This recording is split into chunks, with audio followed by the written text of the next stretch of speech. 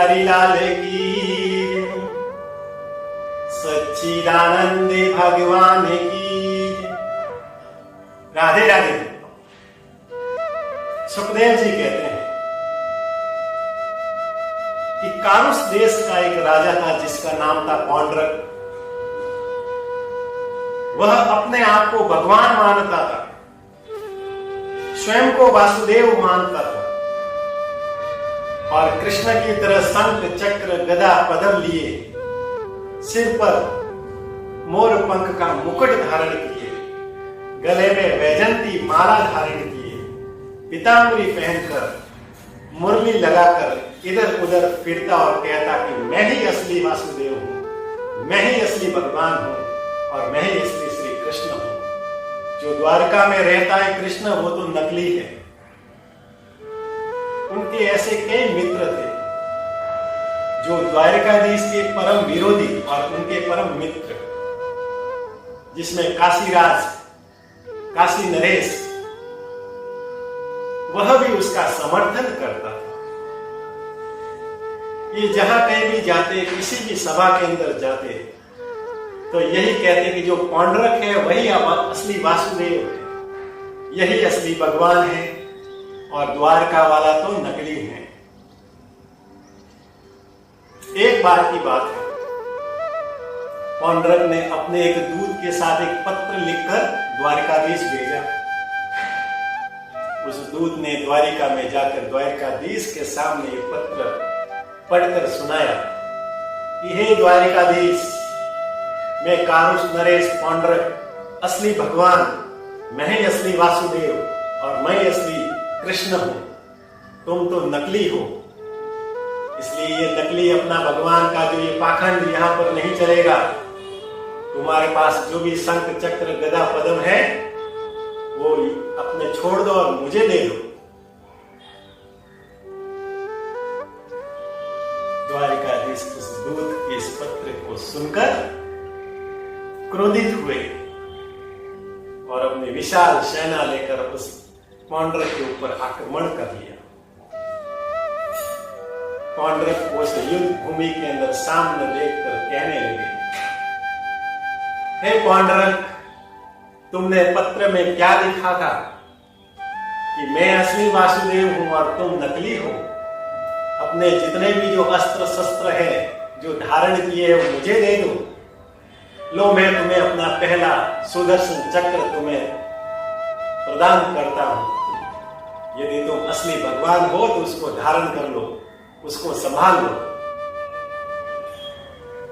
ऐसा कहते हुए भगवान श्री कृष्ण द्वारिकाधीश ने सुदर्शन चक्र चलाया और पौंड्रक का सिर वहीं धड़ से अलग कर दिया। पौंड्रक की वही मृत्यु हो गई। बोलिए द्वारिकाधीश की।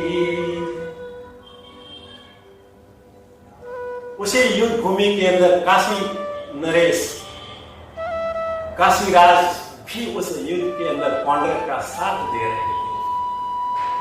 जब द्वारिकाधीश के सामने युद्ध के लिए चुनौती दी तो द्वारिकाधीश ने अपने सुदर्शन चक्र से उस काशी नरेश के सिर को धड़ से अलग कर दिया और सीधा ही काशी नगर के अंदर उसके महल के मुख्य द्वार के बाहर फेंक दिया।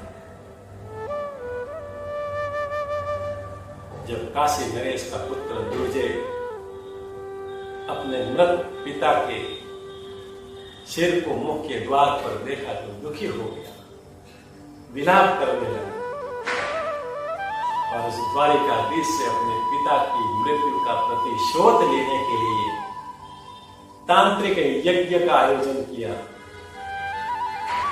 उसमें से भयंकर कृत्या उत्पन्न हुई और दुर्जय ने उसको आदेश दिया कि जाओ तुम द्वारिका और उस द्वारिकाधीश को, उस कृष्ण को मृत्यु के घाट उतार दो, उसका वध कर।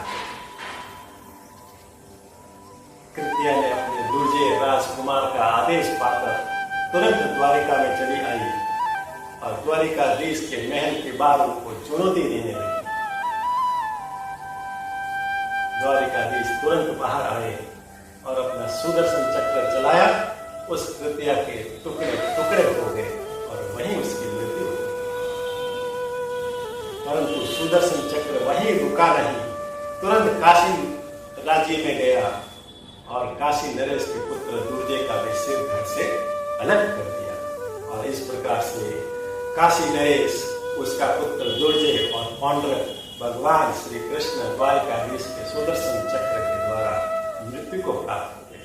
बोलिए द्वारिकाधीश की।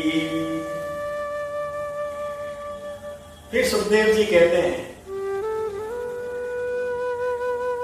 कि द्वीप नाम का एक वानर, वह भी असुर,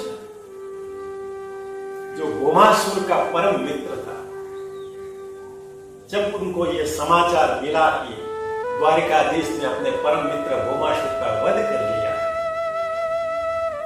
तो अपने मित्र भौमासुर की मृत्यु का प्रतिशोध लेने के लिए सीधा ही द्वारिका की ओर चले आए। उस द्वारिका में द्वारिकाधीश तो मिले नहीं, बलराम जी से उनकी भेंट हो गई।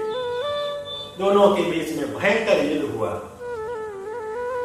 लेकिन आखिरकार बलराम जी ने अपने हल से पहले उस विद नाम के असुर मानव को ऊपर उठाया और दूसरे हाथ से मूसल से उनके सिर पर इतना जोर से प्रहार किया कि उनके सिर के टुकड़े टुकड़े हो गए।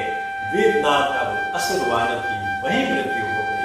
बोली मां के बिहारी लाल की सच्चिदानंद भगवान